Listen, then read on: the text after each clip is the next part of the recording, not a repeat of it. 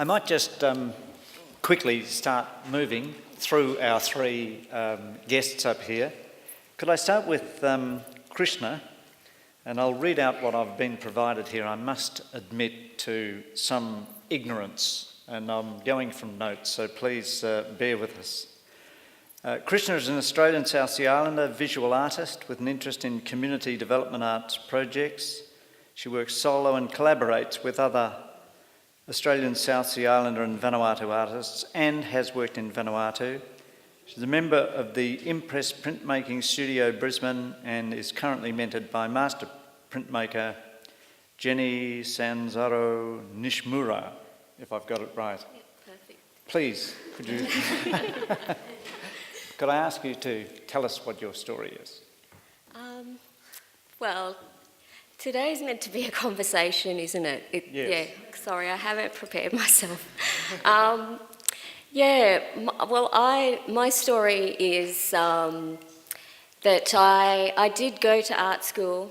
I grew up living with my grandmother in Bowen, and I went to art school and pretty much didn't enjoy it and just dropped out of the whole art making process. And but then after getting an illness where I almost died from that, and then that brought me back to my purpose in life, and my purpose is to be an artist, and creativity, that creative expression is my way of telling my story. And I grew up living with my grandmother up in Bowen, and just from following her around and going to different meetings and sitting under the tables, sleeping under the tables at meetings, and just listening to old people tell their stories, that's where I have this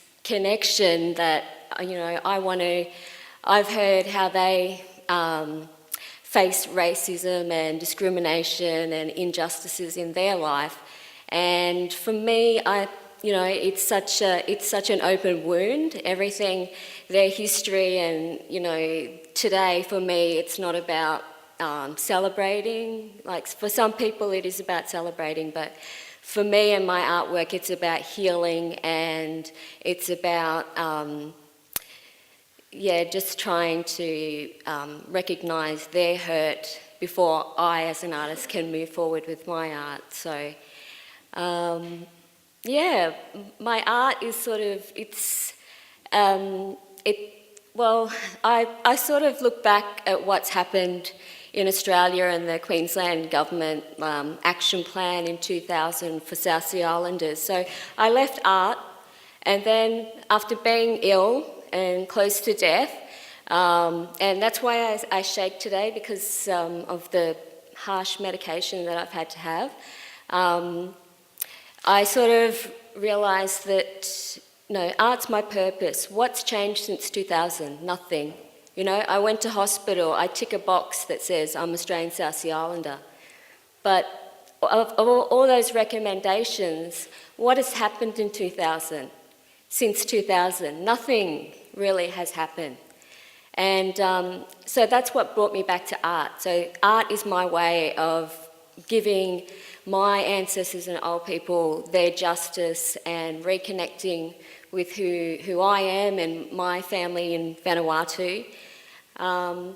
And as we can all witness today, creative expression and culture is making a change. Like, we've got these three institutions, like Queensland Museum, the State Library, the Art Gallery.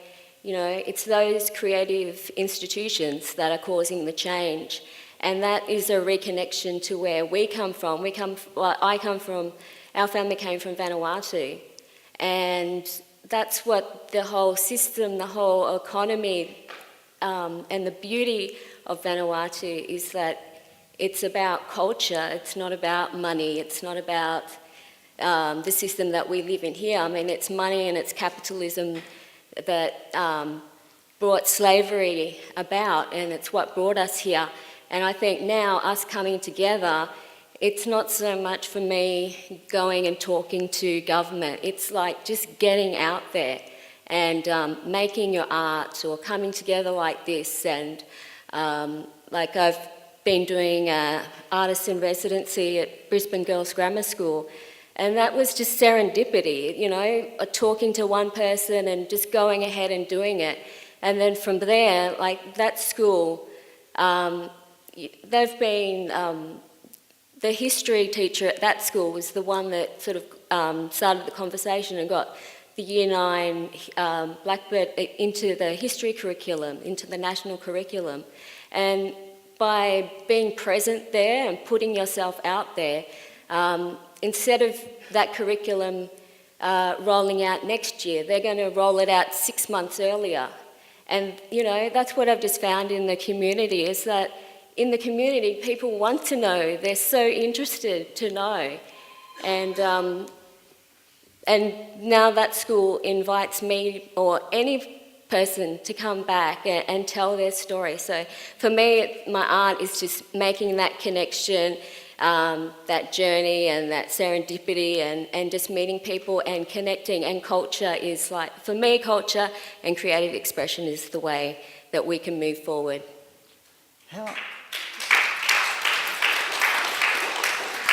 How much did you learn as you were growing up about your heritage? Well, you know, we still have that like hearing everybody's stories. We still have that connection to gardening and fishing and community. Yeah, so there is that connection, but we have lost our culture in like our language. So it's about, you know, for me as an artist, it's a search for my identity and representation of who we are, because we're not objects. Our photos in the collections in museums, you know, they're not objects, they're people, they're someone's story. And, you know, this whole blackbirding and the disrespect and how we've been treated as objects. Sorry, I got lost in my thoughts. What was the question? How much Melba did you told learn? me to do that How much did you I learn always as you grew up? ramble and then I forget what the question is. Yeah. Sorry? How much did you learn as you were growing up about that history? Well, my grandmother was in Australian South Sea Islander United Council, so I did hear things, and just being present, like sleeping under the tables. Yep. That's where I heard things, and, you know, heard stories of racism and kids, you know, getting hit at school, and, you know, just hearing about the racism. And yeah, and she knew where her father came from, like, and she called him Bumbu, and so, you know, I have quite a few connections with Vanuatu, but Have you been back? yeah, yeah, I went back in 1995. Right. And yeah, but with my grandmother, she didn't want me to go back there. And I found like a lot of old people, they don't want to go back there because they're scared of magic or whatever. Yeah, and so she was against me going back there, and she's like, give you advice like, don't let anyone stand on your shadow, don't let anyone brush your hair, you know, because something bad's going to happen to me. Yeah. When we go back home to Pauline's village, if ever I get sick, all the people are saying to Pauline, look, take him away, get him out. We don't want him to die here. If he dies here, we're going to be in trouble. Jasmine Brisby has a diploma in visual arts from the South Bank Institute of Technology and is now doing a fine arts degree at Griffith. Could we hear your story? Yes. I'm a fourth generation descendant. I'm a Togo. I actually go under Togo Brisbane now because it's never felt right going under my white name my whole life, and just in the last 12 months I decided I was going to change it and be both. Because I grew up with my South Sea family. I never grew up with my white family, so for me I struggled with identity as it was from the get-go because, nobody believed that A, I was black, and B, they didn't know what a South Sea Islander was either. So that's sort of my starting point. I was born in New South Wales. My family is all in Tweed Heads. We moved up to Townsville when I was about 8 years old and stayed there until I was about 24. Growing up in Townsville, most of you know, it's a high population of Aboriginal and Torres Strait Islanders, and just going to school, I went to Garbutt School, if anybody knows Garbutt, it's... I'm a Townsville boy. So, there was, it was sort of, we were pushed out of that circle as well, it sort of never had a place as a South Sea Islander. Just, struggling with that. And then my mum, my mum Christine Togo, she worked for TAMA, Townsville Aboriginal and Islander Media Association.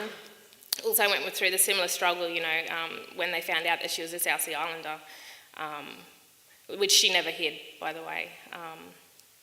She copped a lot from that as well, but she ended up being able to stay. Anyway, so moved here, and like Krishna said, it's a journey, a personal journey and a journey as an artist. I could never come to terms with the fact that my skill was to be able to paint. What is that going to do for me? What am I going to be able to do with that? I started at the TAFE over at South Bank, and through that, with my teachers, I learnt that, who you are is who you are, and, because it was hard to sort of stand up in front of a class of 35 people in a critique and say that you're a South Sea Islander and they're just staring at you, what is that? And then so you have to go through the whole story, and that's hard. So I sort of tried a different avenue of what I was going to do with my art, and that was just failing miserably. And so I came back to it. I was like, no, this is me. I'm South Sea. We have got a story to tell, and I'm going to do it my way, from my perspective. And that's where I am today. So I'm studying at Griffith now, doing my degree, and hopefully I'll get through that. With trying to talk to people who don't understand that South Sea, how do you get around it? Or can't you? It depends on if they're willing to sort of take the time to listen, because it is a long story. I try and wrap it up, but it's not really possible. Gemma Tamak, I've got a heap of information about you. First paragraph will be... So the first paragraph is fine. Yes, right. please. Gemma is a filmmaker and performer from Sydney. She studied opera at the Sydney Conservatorium of Music, directing at NIDA, and screenwriting and producing at the Australian Film and Television and Radio School. Prior to her move into film in 2010, she worked extensively as a director in theatre, operas and music theatre for NIDA, the Griffin Theatre Company's Searchlight series, the Sydney Opera House's Producers Unit, the Sydney Conservatorium of Music's Opera Unit, and the Newtown Theatre. Please, Gemma, can you tell us a little more? Sounds weird, doesn't it? I think my story really starts with my father, Bob Tammock, who grew up in Sydney, fostered into an Irish family, who didn't know anything about who he was. We had 3 pieces of paper. There was a photo of his birth mother, Elsa Tammock, who married late Chicka Dixon, so we kind of lost that connection. We missed that connection until a bit later. His birth certificate, and a letter from Elsa to Dad's adopted mother, and we had no idea. There was also a little clipping from a newspaper that had the photo of Elsa attached, saying that Elsa from Suva, Fiji, had joined the women's. She had actually joined the Air Force, the Australian Air Force, and this is about the time that Dad was born. So we're going, oh yes, okay, that's interesting. Although it seems true, there are records down in Canberra that say that she had in fact joined the Air Force, but. He didn't know anything. He didn't know anything. And if people in Queensland don't know much about South Sea Islander history, we grew up in Sydney, and nobody knows anything. It was just this big question mark over us, and Dad just didn't want to know. He didn't want to find anything out. He eventually started, when the internet came on, he was a computer programmer from way back, and he got the internet and he started Googling his name, because Timok is a South Sea name. And he would hand me, because I knew languages, he would hand me strange pieces of paper in French, and I had something from Hawaii and all this stuff, and he hadn't told me why he wanted me to read this, and just said, can you tell me if there's anything interesting here? And the only common denominator was the word Timok in there. And eventually found cousins and so on who were able to put us on to Faith Bandler, who is my great aunt. And she said, oh yes, this is who you are. But we haven't met, and I'm still on this huge journey of meeting people, and I really feel that my work is about bearing witness to all our stories, if possible. That my story is your story. It's everyone's story, and that what I'd like to do with my work is to help the people who, like me, grew up knowing absolutely nothing, understand who we are, where we came from, why we're here, and what we'd like, what we want, and what we need, especially in terms of sort of recognition and unity and understanding. And so I really feel bearing witness is what my work is for, and I've had lots of the privilege to meet lots of amazing people and hear some amazing stories, and I hope that I will continue to be able to share those stories in a more contemporary way, which is the approach that I like. I like history to be something that's us now, that history is just somebody else's story, and it doesn't matter how long ago that story happened. What was your reaction when you found out you were related to Faith Bandler? I had to find out a little bit more about who she was, because she was. I was confused because she's referred to as an Aboriginal activist. So I made an assumption that I think most people who are not South Sea make, that she's in fact Aboriginal.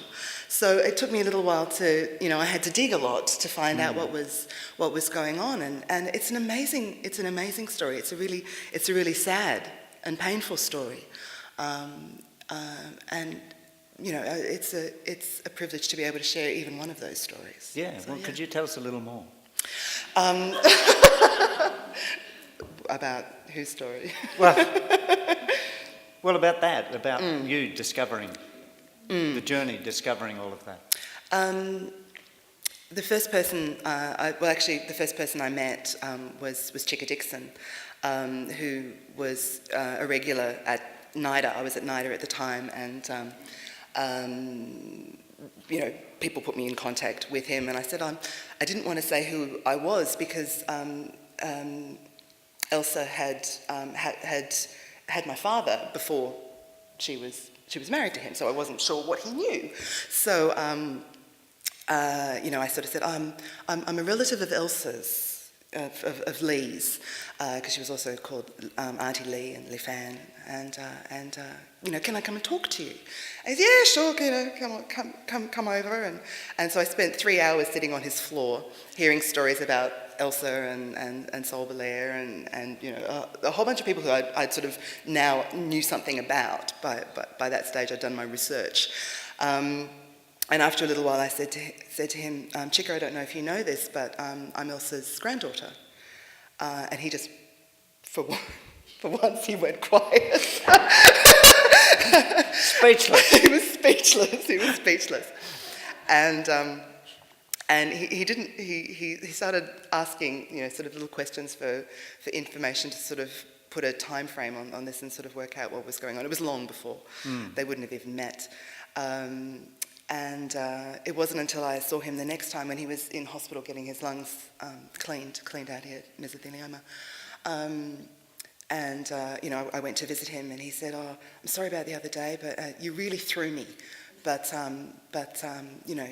you're part of the family and, you're one of us," and that sort of thing. So, it was a beautiful story, and I really loved hearing, about their relationship. But of course, Elsa died in 1991, and we didn't even start looking until 2000. So, Right. yeah, so a story missed in a way.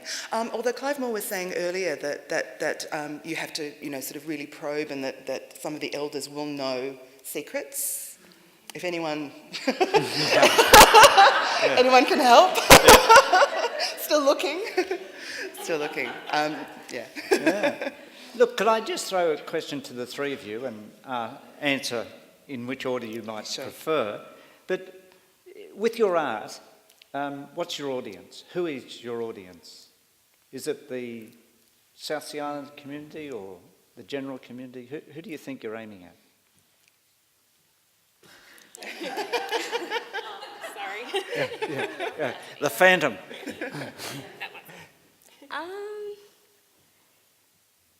Well, some of it, it's just telling our story. Like at this time for me, it's about healing and it's about raising awareness. So my art sort of is telling a story that, we're sad. Our people were thrown overboard, or, some mother is waiting there for her child to come back. It's like all these injustices that have happened. So for me, where I am with my art is just like exposing that emotional side of what happened.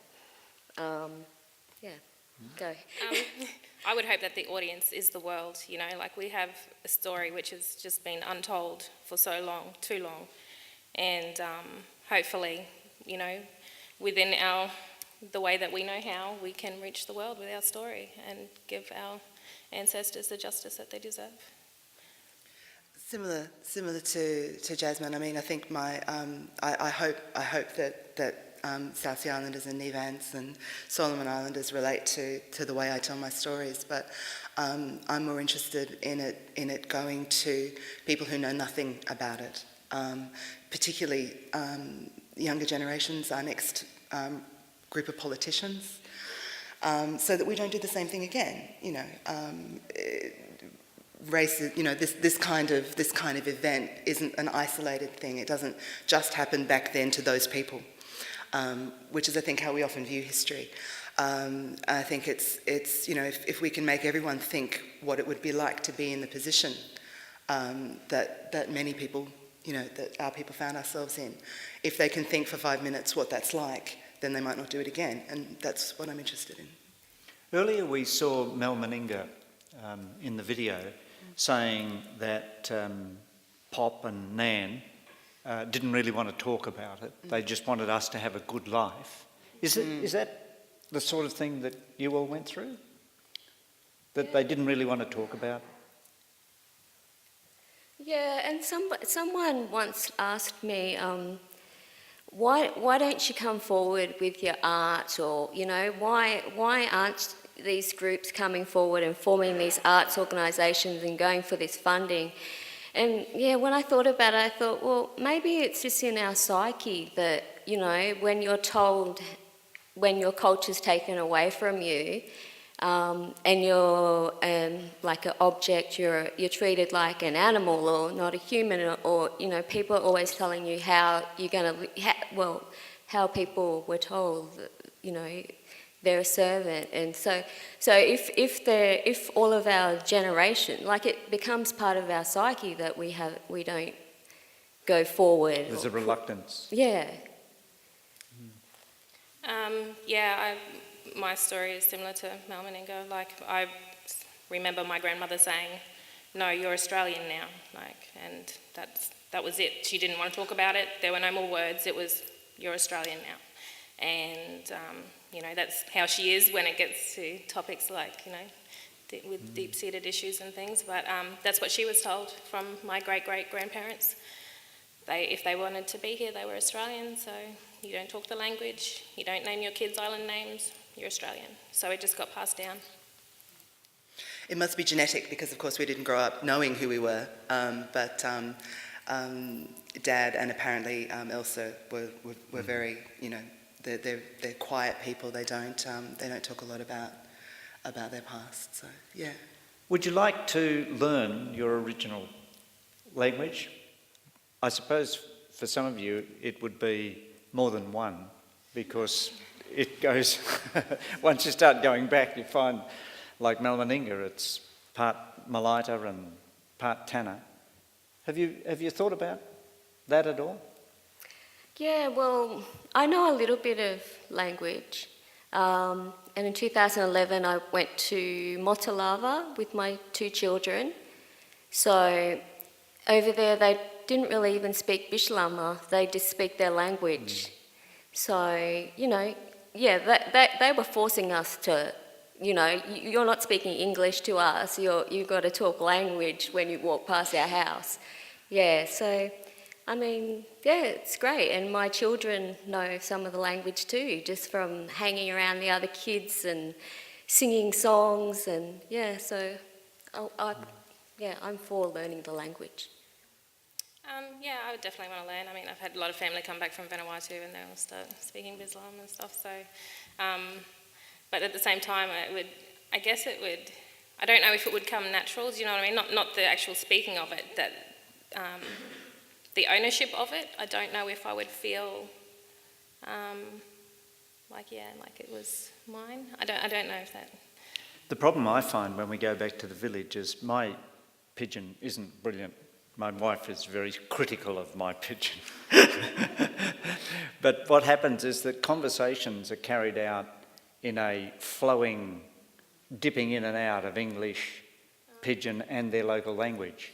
So sentences can be made up of all 3 languages, which is extremely difficult if you only know one and you're struggling with another.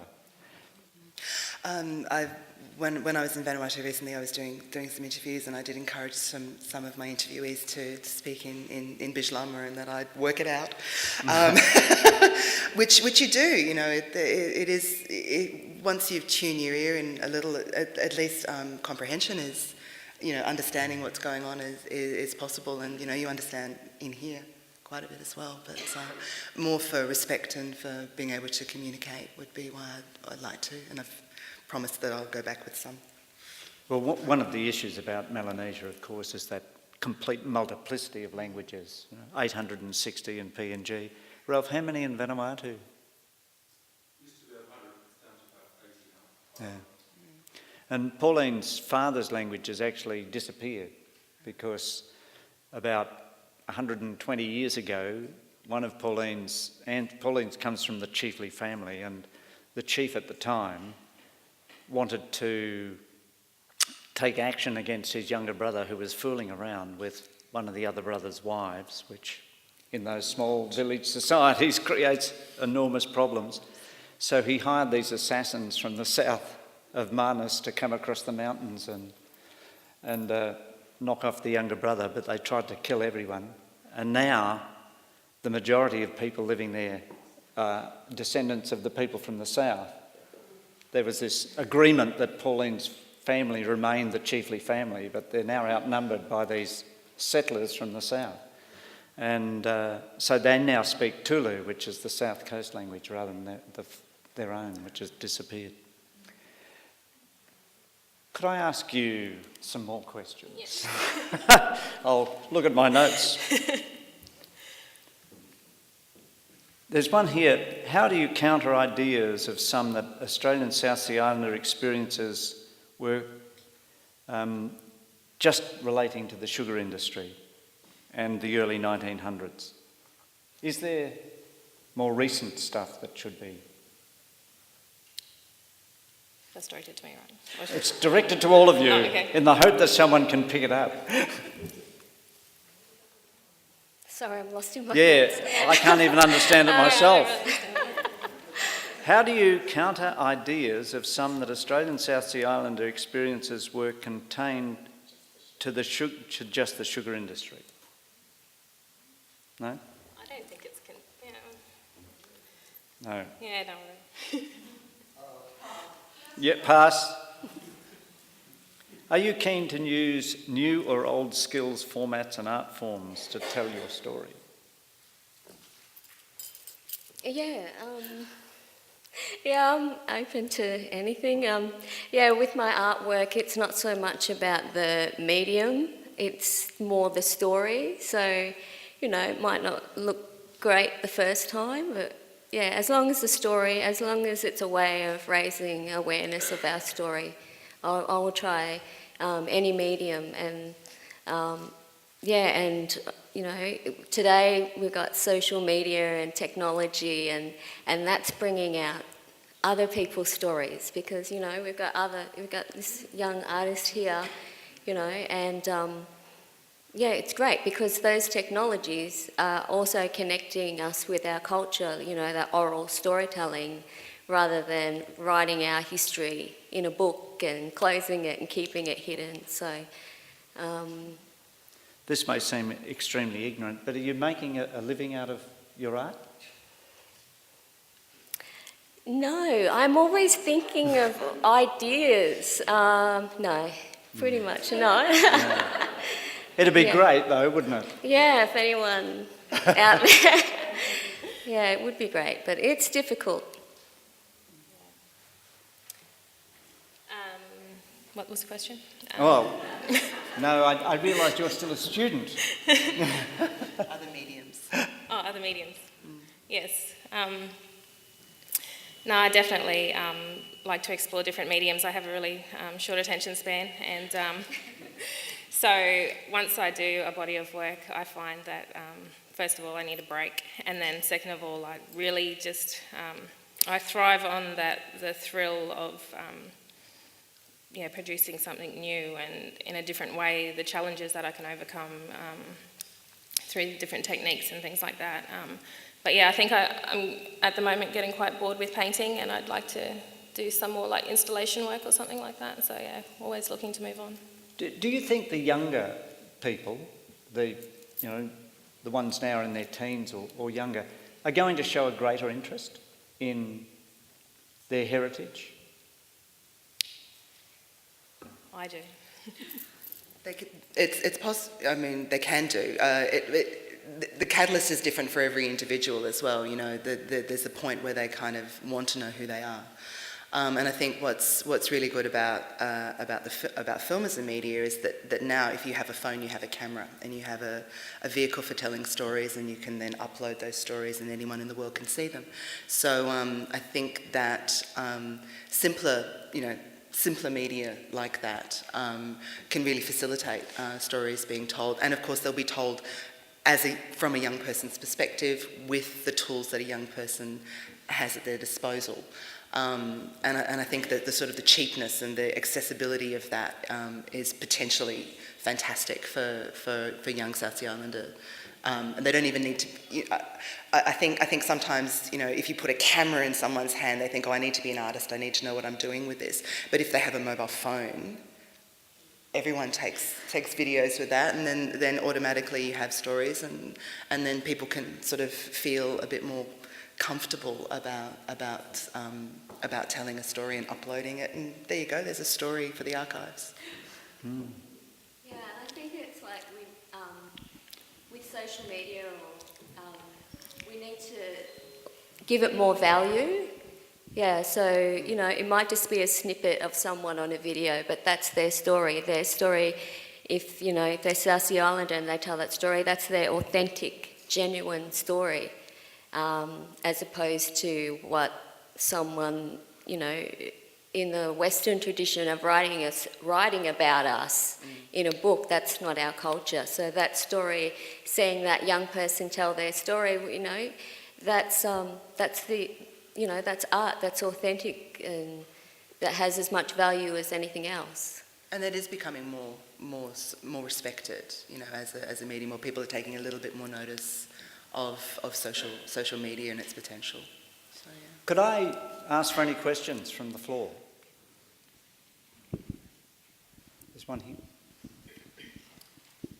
Hi, this is not a question, this is a offer and a request. I'm a curator, Joan Winter, for BMAC Brisbane Multicultural Arts Centre, and from the 1st of September it's Queensland Multicultural Week, so we invite you Queensland artists if you would like to join that show, and the whole audience if you would like to come and see their work, if they accept this offer to exhibit in this show. We would love to have you at BMAC, which is at 102 Main Street, Kangaroo Point, the old Younger Bar site. So there are opportunities, and BMAC is partly about social justice, and we invite South Sea Islanders as some of the first people from outside Australia to arrive in Australia if you would like to join us, and we would be most privileged to have you as early migrants to Australia, or whatever you want to call it, you know, you call yourselves. Thank you. Thank you.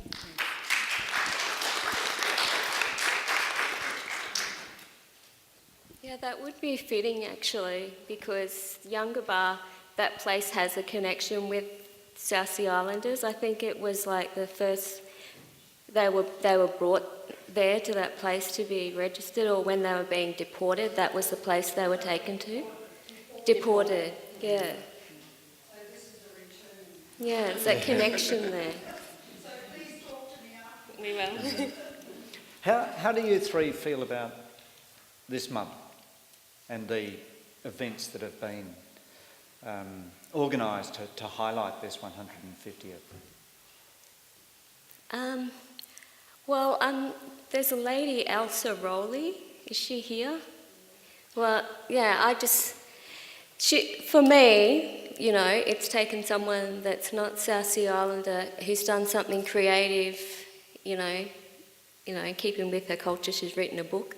But, you know, that through sharing her story, she's brought out the awareness that, you know, a lot of people didn't know that the first legislated indentured labourers came here 150 years ago.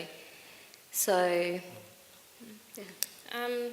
I think it's extremely exciting for the next generation specifically. I mean, like I said, the way that I grew up, you know, I've been telling people my whole life what a South Sea Islander is, and, you know, I have a daughter who's 7.5, and I'm just so happy for her that there are actually people who know what we are, know what, you know, how we got here, where we come from, and yeah, I think it's exciting, and it's about time.